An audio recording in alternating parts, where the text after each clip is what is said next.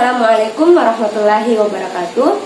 Hello everyone, saya Dwi Syuhada, mahasiswa dari Prodi Pendidikan Agama Islam kelas PAI 2A dengan NIM 2320203886208015. Nah, pada kesempatan kali ini saya akan menyampaikan materi terkait pengembangan kecakapan guru dalam pembelajaran, terkhusus pada poin keterampilan yang mesti dimiliki oleh seorang guru dalam mengembangkan kecakapan dalam pembelajaran.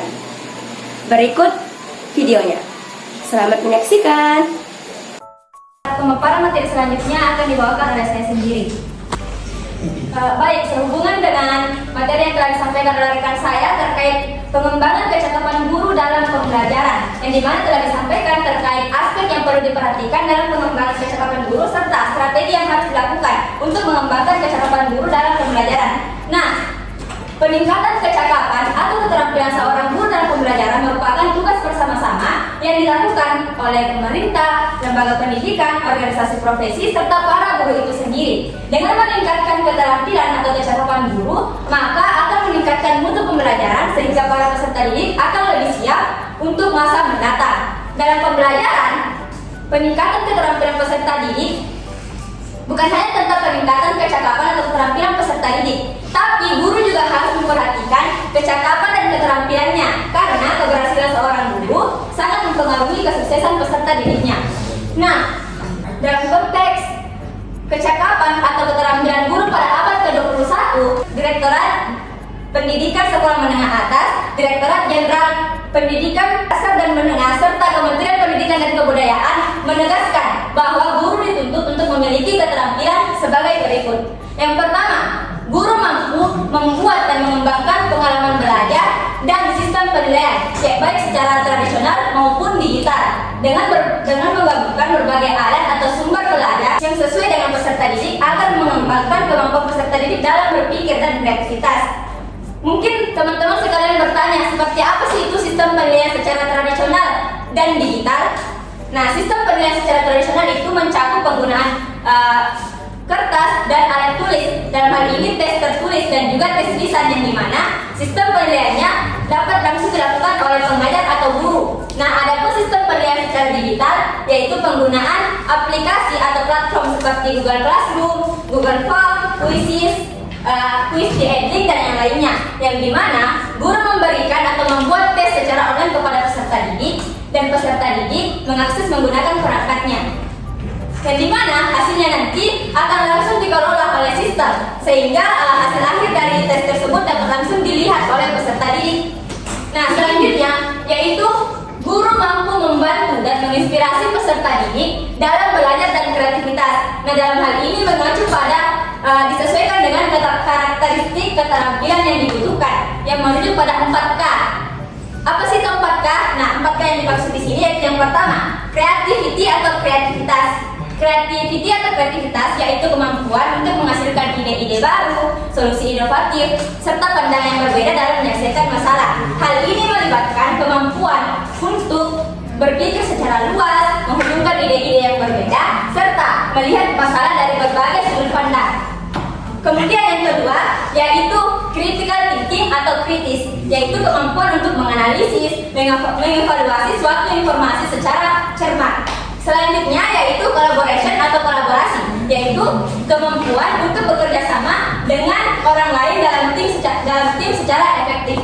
Nah, dalam hal ini melibatkan kemampuan berkomunikasi, mendengarkan dengan baik, serta memahami perspektif orang lain dan menghargai kontribusi individu guna mencapai tujuan bersama. Selanjutnya yaitu communication atau komunikasi, yaitu kemampuan untuk menyampaikan informasi, gagasan atau ide secara jelas dan efektif. Nah, dalam hal ini melibatkan kemampuan untuk menyampaikan pesan secara efektif, memahami audiens, serta bagaimana cara merespon. Nah, masih terkait dengan poin yang kedua, salah satu cara yang bisa dilakukan terkait guru mampu membantu dan menginspirasi peserta didik dalam belajar ini, yaitu melibatkan peserta didik dalam pembelajaran dengan mengaitkan pengetahuan yang mereka pelajari dengan masalah-masalah atau contoh-contoh yang relevan atau relate dengan kehidupan mereka sehari-hari, sehingga para peserta didik dapat lebih mudah memahami dan mencerna apa yang mereka pelajari.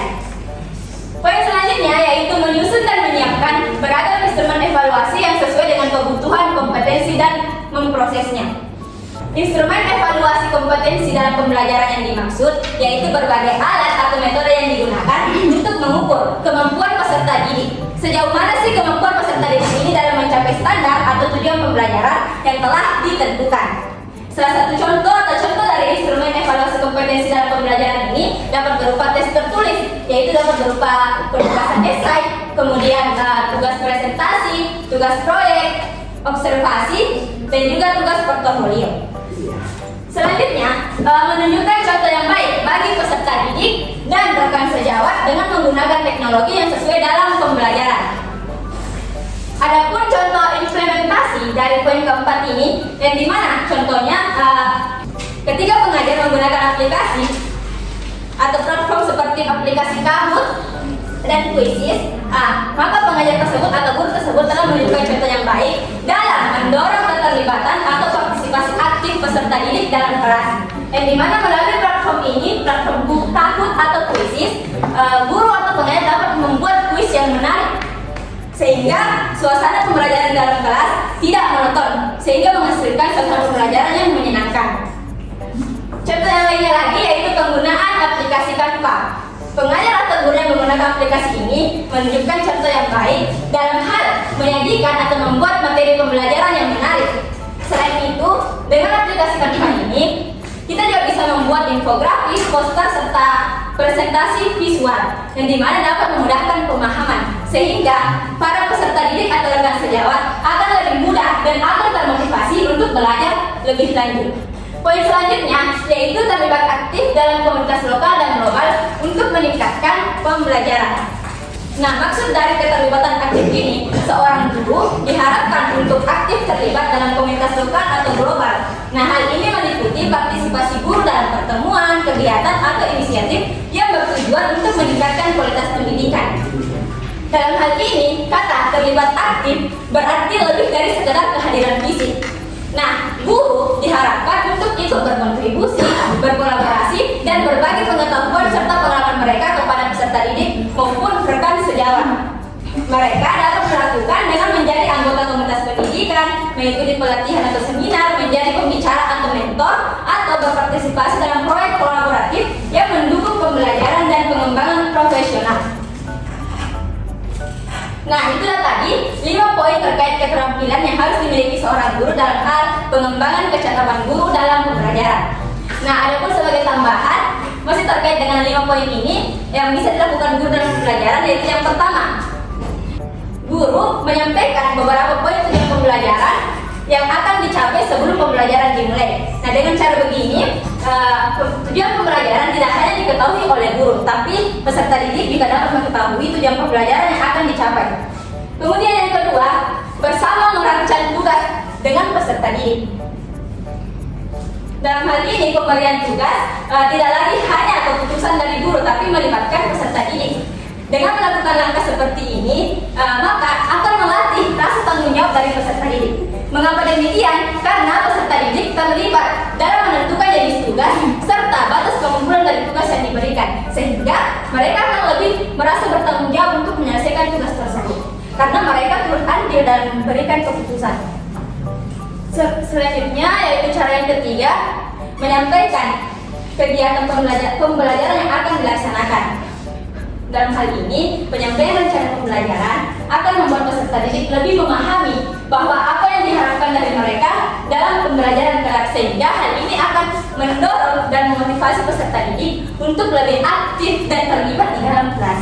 Dan yang terakhir, yaitu mendorong peserta didik untuk menarik kesimpulan dari materi pembelajaran yang telah disampaikan.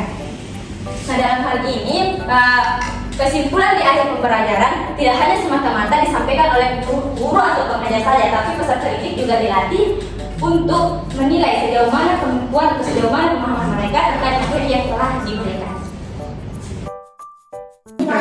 Nah, selanjutnya saya akan menjawab pertanyaan dari teman-teman sekalian. Pertanyaan yang pertama dari saudari Anissa Salsabila dengan pertanyaan, bagaimana pendekatan pengembangan kecakapan dapat meningkatkan efektivitas dalam pembelajaran?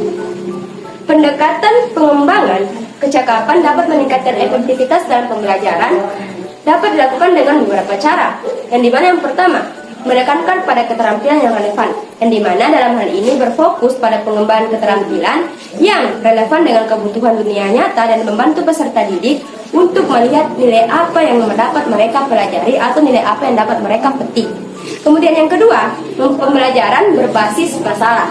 Nah, dalam hal ini melibatkan peserta didik dalam situasi nyata atau kasus yang menantang yang memungkinkan mereka untuk menerapkan pengetahuan dalam konteks yang bermakna. Kemudian yang selanjutnya yaitu kolaborasi. Nah, hal ini mendorong peserta didik untuk bekerja sama dengan orang lain atau kelompok yang dapat meningkatkan keterampilan sosial mereka dan mempersiapkan mereka untuk bekerja dalam lingkungan kerja yang kolaboratif.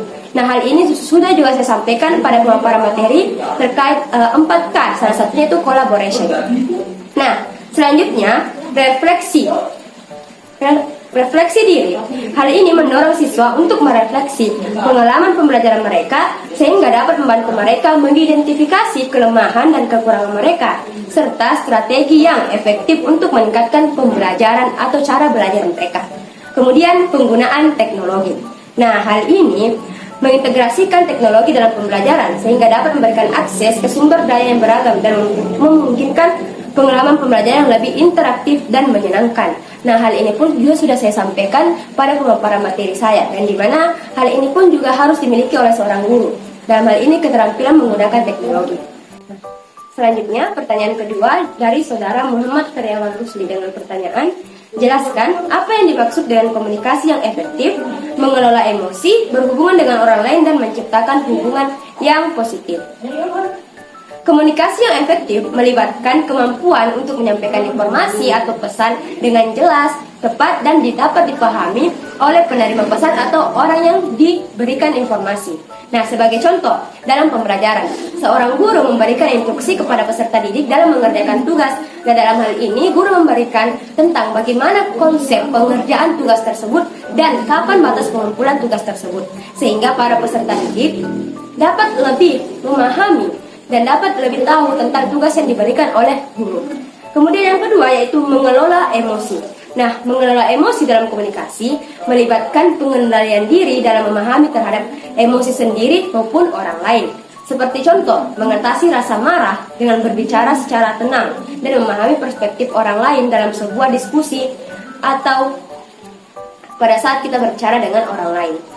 Kemudian berhubungan dengan orang lain. Nah, hal ini mencakup membangun dan memelihara hubungan yang baik melalui komunikasi yang terbuka dan penuh pengertian. Sebagai contoh, mendengarkan secara aktif dan memberikan dukungan kepada teman yang sedang mengalami kesulitan.